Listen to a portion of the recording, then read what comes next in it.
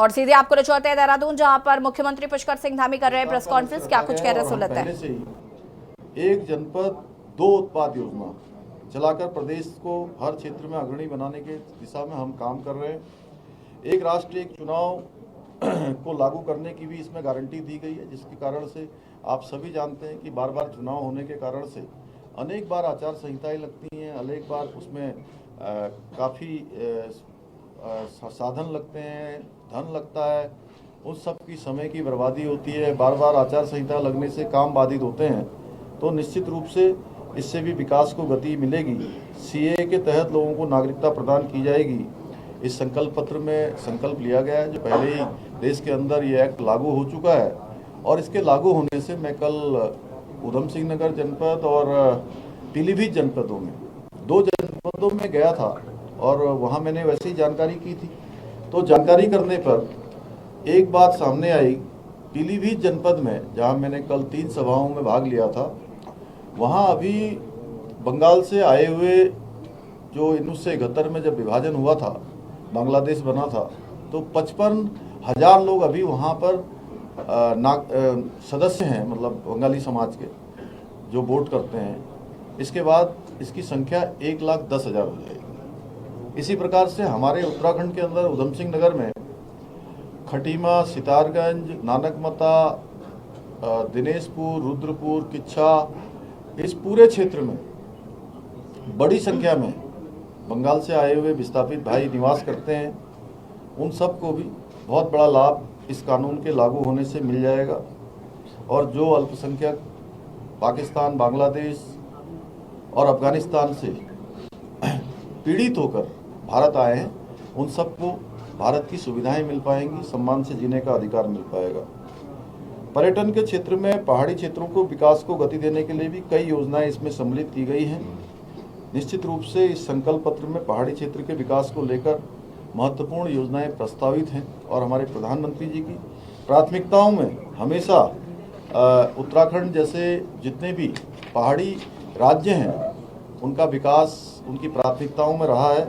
इससे eco tourism बढ़ेगा, master plan बनाकर कार्य किया जाएगा।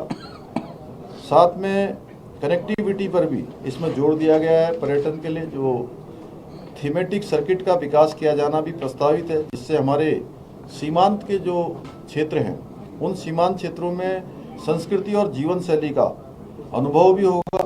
प्राकृतिक सौंदर्य वाले क्षेत्रों में इको टूरिज्म शुरू किया जाएगा।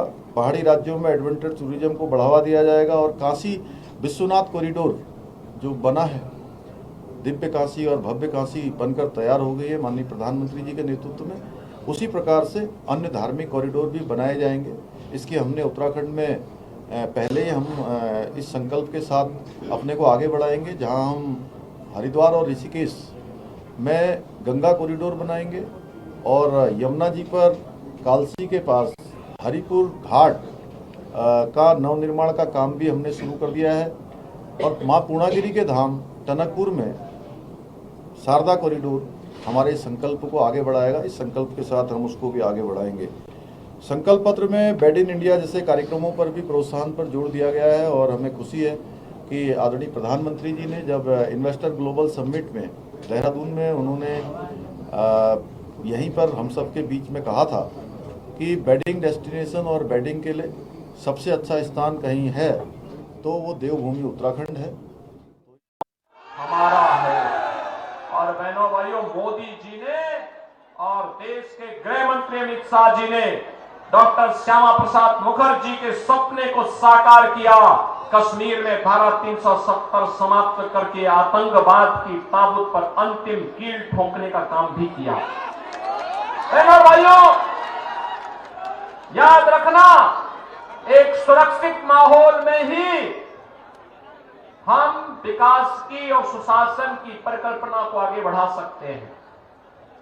नौजवानों के लिए रोजगार और आजीविका के साधन बढ़ा सकते हैं, कनेक्टिविटी को बेहतर कर सकते हैं, नौकरी और रोजगार की ढेर सारी संभावनाओं को आगे बढ़ा सकते हैं, और सुरक्षा का वातावरण आज नए भारत में है।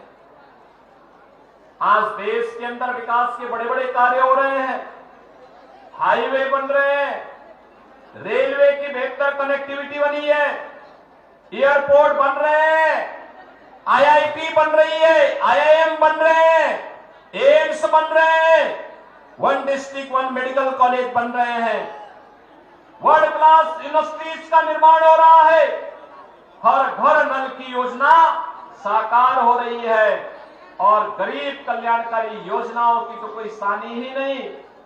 बहनों और भाइयों, याद करिए 14 के पहले लोग भूखों मरते थे, भूख से मौत की शिकायतें आती थी, किसान आत्महत्या करता था, नौजवान पलायन करता था, महिलाओं के सामने आजीविका का साधन नहीं होता था।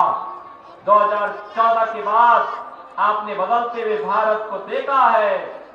आज आप देख रहे होंगे पिछले 4 साल से देश के अंदर 80 करोड़ लोगों को फ्री में राशन की सुविधा का लाभ प्राप्त हो रहा है।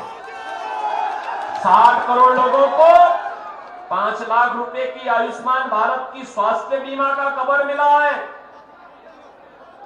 50 करोड़ गरीबों के लिए जनधन अकाउंट खोल करके दिल्ली से आने वाला पैसा उनके अकाउंट में आएगा, इस बात की गारंटी दे दी गई। 12 करोड़ अन्नदाता किसान को प्रधानमंत्री किसान सम्मान निधि का लाभ दे दिया गया। और बहनों और भाइयों, 12 करोड़ गरीबों के शौचालय भी बने हैं।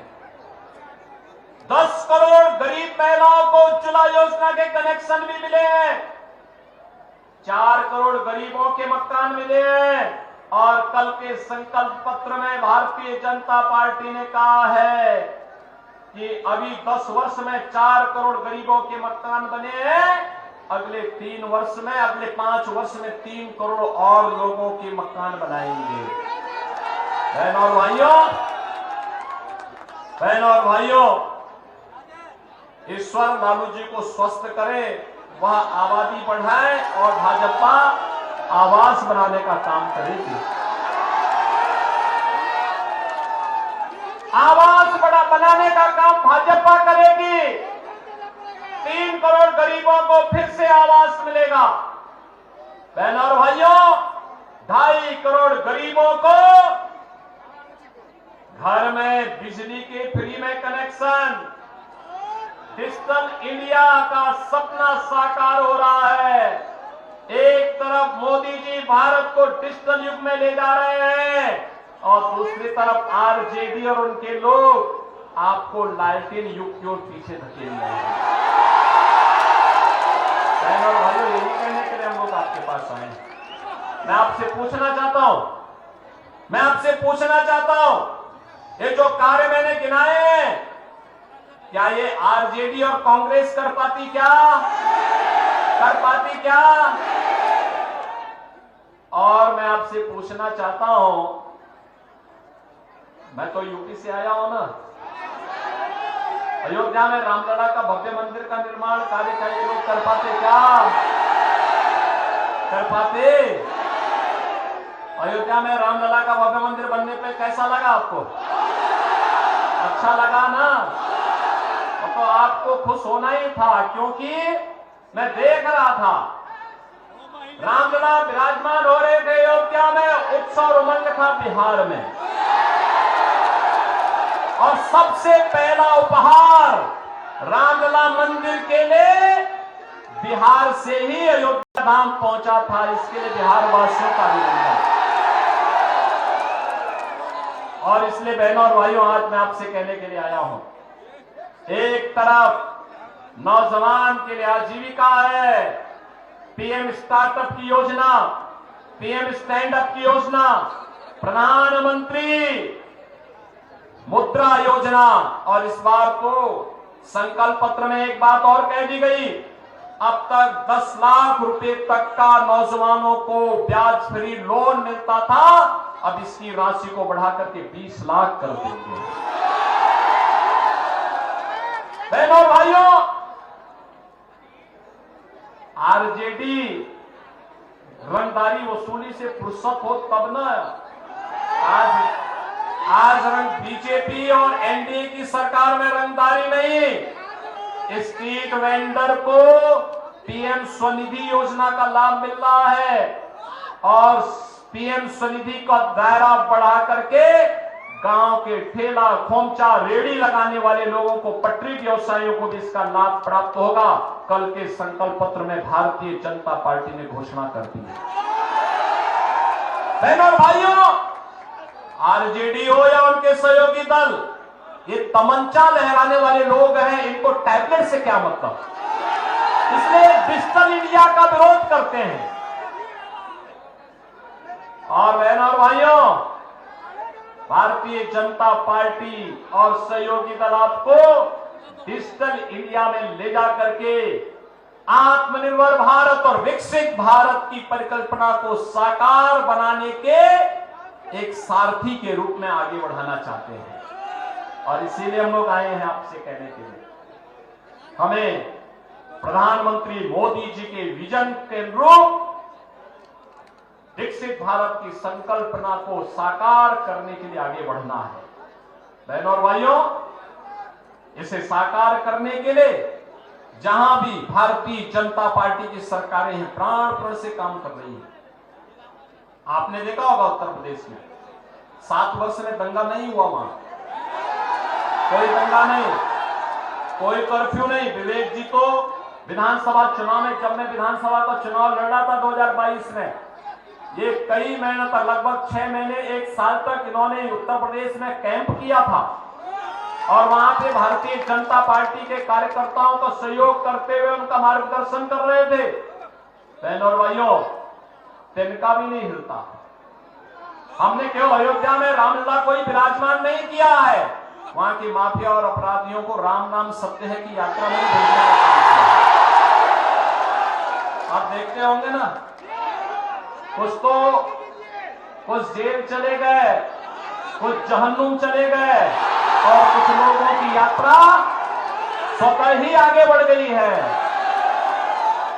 तो भारतीय जनता पार्टी केवल ये काम कर सकती है और इसीलिए हम लोग आए हैं। विवेक ठाकुर जी नवादा से भारतीय जनता पार्टी और सहयोगी दलों ने प्रत्याशी बनाए हैं। बहनों और भाइयों, देश के सबसे प्रतिष्ठित चिकित्सक, भारत के पूर्व स्वास्थ्य मंत्री, जिन्होंने अटल जी के साथ मिलकर के देश के अंदर एम्स की श्रृंखला को बढ़ाने का एक खाका खींचा था, ऐसे डॉक्टर सीपी ठाकुर जी के सुपुत्र हैं श्री विवेक ठाकुर। एक पढ़े लिखे, सुसभ्य, सुसंस्कृत युवा हैं, जुझारू हैं, कार्य करने का एक मादा रखते हैं, आपके लिए जूझने के लिए जज्बा रखते हैं और इसके लिए एनडीए ने उन्हें अपना प्रत्याशी बना करके आपके बीच भेजा है।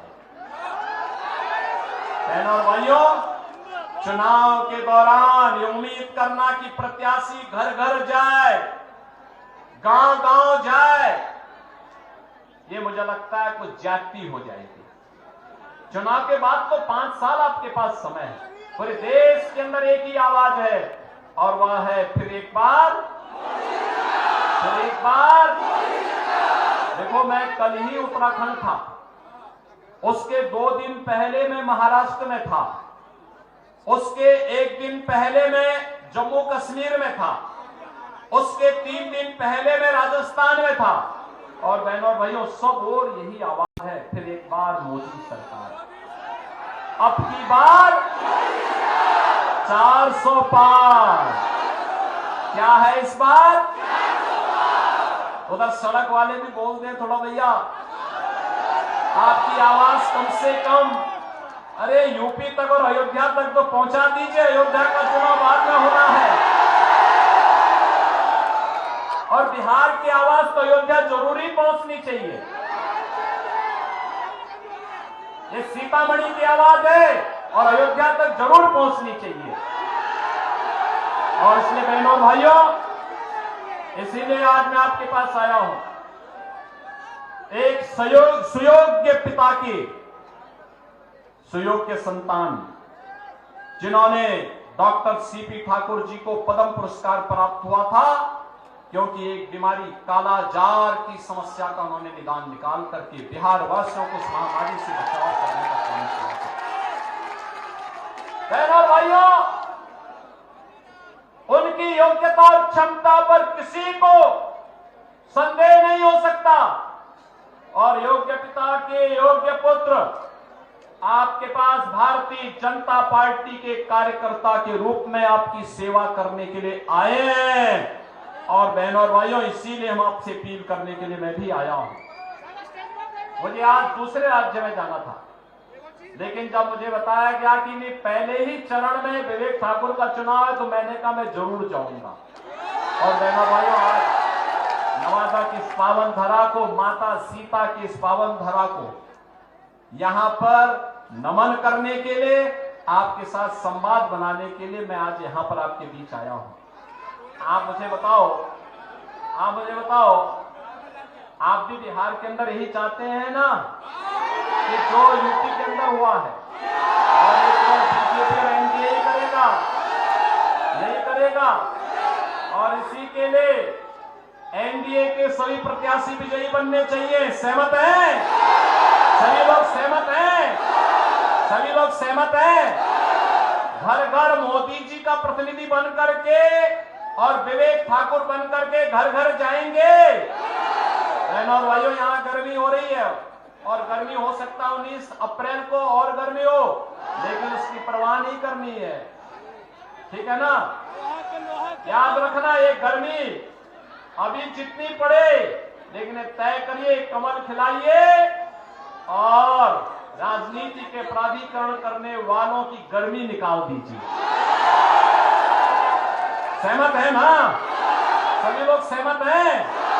तो फिर 19 अप्रैल को विवेक ठाकुर जी को कमल चुनाव चिन्ह पर भारी बहुमत से विजयी बना करके भेजेंगे। मोदी जी के गले में बिहार की एनडीए की सभी सीटों को भेजने में अपना योगदान देंगे। तो फिर मेरे साथ बोलेंगे, भारत माता की, भारत माता की, भारत माता की। कहा गया है और आज भी कह रहा है, मैं भी कह रहा हूँ, इसमें लिखा भी गया है। वन्य जीव संघर्ष की संकल्प पत्र में रखा गया है। इस बार भी हमने देखा काफी घटनाएं इसकी सामने आई थी, इसको लेकर के क्या है? नहीं, देखिए, ये हमारे लिए बड़ी चुनौती है, इसलिए इससे निपटना है। जैसे हमारे प्रदेश के अंदर जंगली जानवरों का, बंदरों का, भालुओं का, सूअरों का काफ़ी उसके कारण से नुकसान भी होता है बहुत सारी जगह पर। और हम इसको पहले से भी राज्य के हित में, लोगों के हित में, किसानों के हित में इस पर हम काम ऑलरेडी कर रहे हैं, और संकल्प पत्र हमको और मजबूती प्रदान करेगा। चलिए, आप सभी का बहुत बहुत धन्यवाद। मैं